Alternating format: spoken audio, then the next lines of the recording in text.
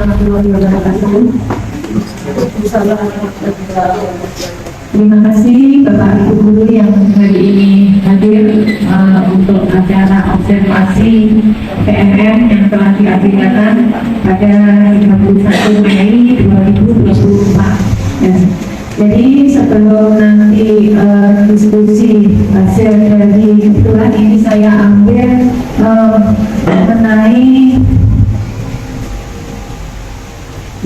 mengenai refleksi pengelolaan kurikulum satuan pendidikan. Ya. Kemarin pada PNM aplikasinya saya ambil yang ini, jadi nanti praktek kerjanya, ini nanti saya lakukan. Ya, itu nanti saya memandu refleksi ya mendalam, termasuk membicarakan umpan balik dari warga sekolah secara terbuka. Pada sekolah ini bisa dikatakan dia guru, dia siswa ya yang ada di lingkungan sekolah. Jadi ini nanti saya menanyakan panjenengan refleksinya bagaimana, memandu panjenengan ya. Jadi hal yang dilakukan nanti satu refleksi itu bersifat terbuka. Jadi semua panjenengan bisa menyampaikan ya tantangan-tantangan atau mungkin Anda punya ide, punya inspirasi, ya itu bisa disampaikan di sini secara terbuka. Dan tujuannya apa? Agar terjadi perubahan yang lebih baik pada sekolah kita. Ya. Yang kedua, melakukan refleksi secara jujur dan objektif. Setelah Anda melakukan refleksi pada siswa, jujur langsung ke siswa, ya, saya nanti akan menanyakan ke panjenengan bagaimana tindak lanjutnya, ya, refleksi Anda yang Anda lakukan kemarin itu bagaimana. Terus yang ketiga, contoh spesifiknya itu apa? Ya, itu nanti yang harus kita yang harus saya peroleh dari panjenengan. Nah, perilaku yang dihindari juga kita tidak boleh ngejudge anak, itu tidak boleh, ya kan? Terus kita tidak boleh istilahnya ini menolak atau menghindari kesulitan yang dialami siswa itu. Misalkan anak menyampaikan kesulitan itu gini, anak-anak kan biasanya harus seperti itu. Gini misalnya, ya itu nggak boleh. Ya, terus saya juga gitu, Anda misalkan menyampaikan inspirasi panjenengan. Ayo Bu, nggak usah itu di sekolah kita itu nggak usah dibutuhkan, itu saya nggak boleh. Ya, benar. Ya. Ini hal-hal yang harus dihindari. Nah, pada observasi kemarin itu panjenengan sudah melakukan, ya ada 8 bukti sudah panjenengan lakukan semua, ya sudah panjenengan istilahnya sudah praktekkan. Ya. Nah, ini nanti selanjutnya saya akan menanyakan kepada panjenengan memandu refleksi agar perubahan itu terjadi. Yang kita harapkan adalah perubahan yang terbaik untuk sekolah kita. Itu cara yang akan kita lakukan pada saat diskusi hari ini. Ya. Dari refleksi yang sudah Anda lakukan, ya observasi kemarin, mungkin panjenengan mengalami atau menemui suatu tantangan. Siswa kita kan tidak sama dengan anak-anak negeri, tidak sama dengan anak-anak sekolah lain. Siswa kita kan siswa yang sangat istimewa. Ya. Jadi mungkin panjenengan itu memiliki tantangan atau menemui tantangan dalam upaya untuk menemukan perubahan yang lebih baik. Siswa kita ini juga ada yang spesial, ada yang tidak sama mungkin dengan siswa yang lain. Nah, saya kadang itu agak kesulitan. Nah, nanti mungkin teman-teman juga mungkin ada yang merasa kesulitan. Kesulitan saya itu gini, ketika siswa yang spesial itu memberikan pelajaran, saya memberikan pelajaran. Siswa spesial itu kadang tidak bisa mengejar dengan teman-teman yang lain. Nah, itu bagaimana? Apakah harus diikuti? Sedangkan kalau misalnya ditunggu, teman-teman yang lainnya ada di kelasnya, dia akan merasa ini kok lama sekali, akan ketinggalan seperti itu. Jadi Bu Ina ini merasa ada siswa yang untuk menerima atau mengikuti pelajarannya itu siswa itu mungkin agak terbelakang. Ya. Nah, Bu Ina ini bingung bagaimana agar biar bisa antara anak yang agak lambat ini dengan anak yang lainnya itu bisa sama-sama maju bareng. Gitu. Ya. Bu Ina menemui tantangan seperti itu. Kalau kita tinggal, kita mengikuti anak yang bisa lari istilahnya, kasihan yang satu ini. Tapi kalau kita mengikuti yang nggak bisa lari ini, jelas tertinggal, ya kan? Jelas tertinggal, dan anak yang bisa lari ini kasihan juga.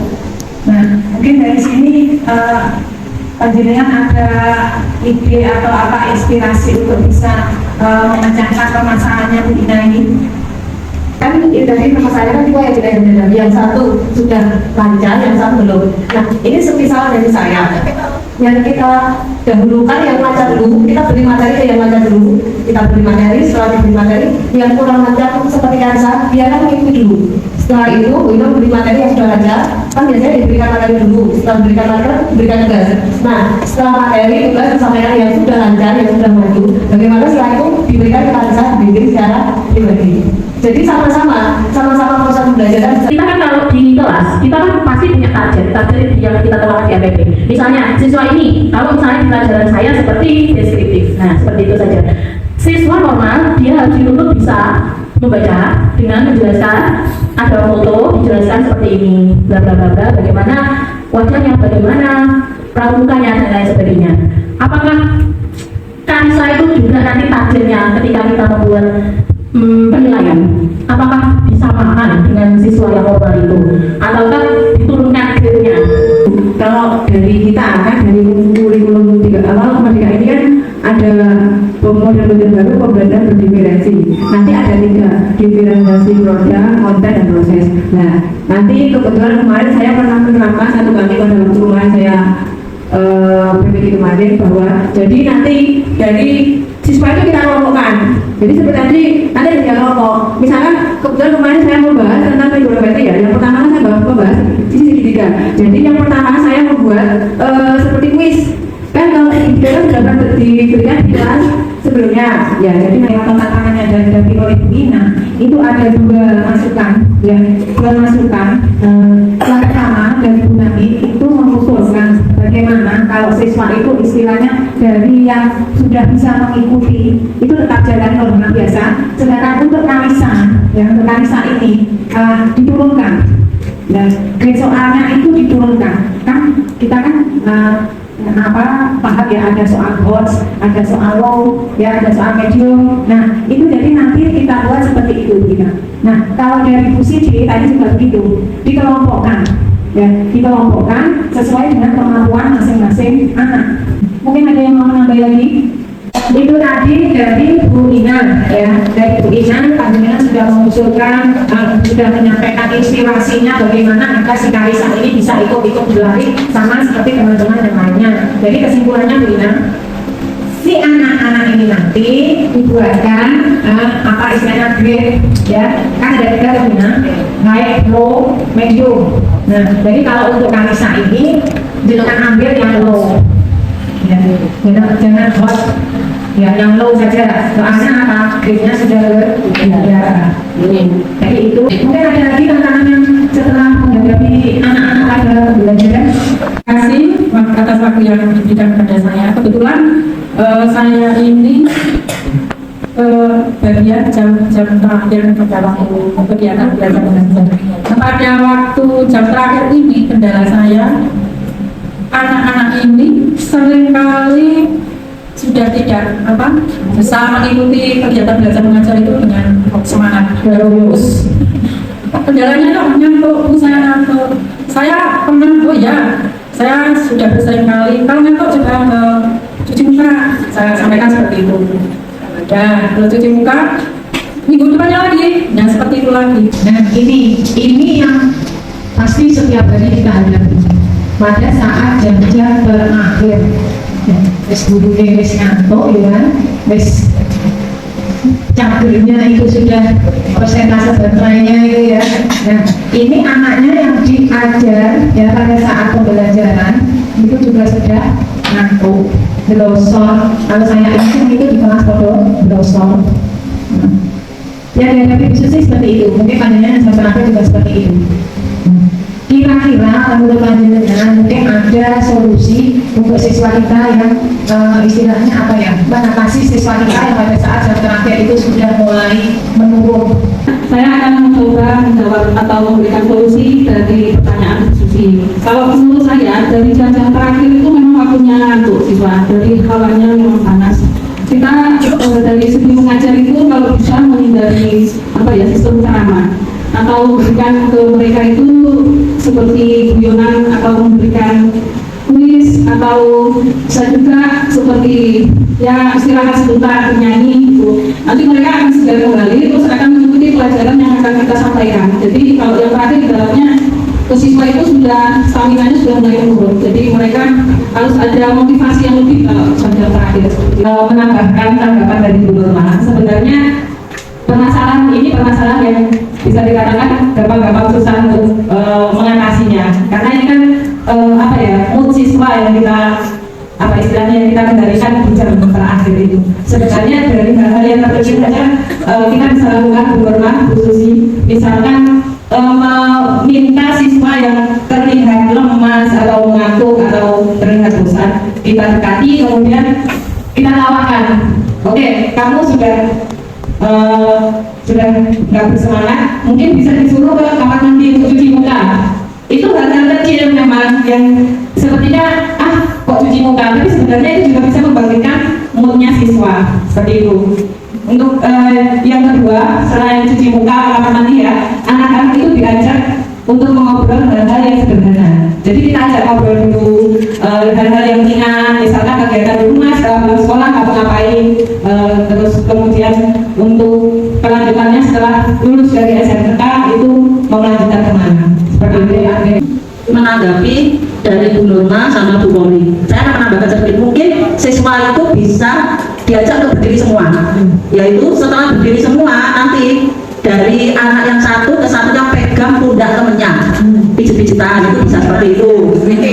Itu bisa seperti itu. Mungkin lebih anak-anak diajak dalam permainan. Berarti kalau permainan seperti itu kan anak-anak merasa dirinya senang, terus sudah nggak ngantuk lagi. Nanti pijit-pijitan pertama ke arah depan dulu semuanya sampai kita hitung, kira-kira sampai 15. Habis itu menghadap ke belakang, ganti anak yang di belakangnya seperti itu seterusnya. Jadi intinya dari tantangannya dihadapi Bu Susi, masalah siswa pada jam-jam akhir itu sudah mulai sulit untuk menerima pembelajaran, ngantuk, lapar, ya, apalagi jam-jam tidur siang. Itu kalau saya simpulkan dari pandangan bertiga ini tadi, itu alangkah baiknya sebelum pembelajaran dimulai itu si siswa ya diajak, istilahnya itu yang Anda sampaikan itu semua itu kasar, bahasa Maduranya itu ice breaking ya, bahasa Maduranya itu ice breaking.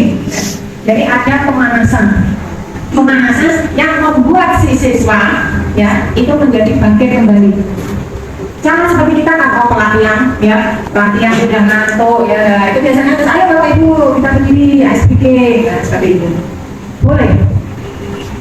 Jadi buat si siswa itu nanti lebih tertarik pada pelajaran itu. Sebenarnya tidak harus yang terakhir, yang pertama pun kita awali dengan ice breaking, tidak apa, harus ya. Kalau kita aja kalau mau memulai misalnya memulai untuk bekerja, mengajar itu kan biasa ada ice breaking seperti itu. Boleh, tidak apa. Itu nanti akan membuat perubahan ya.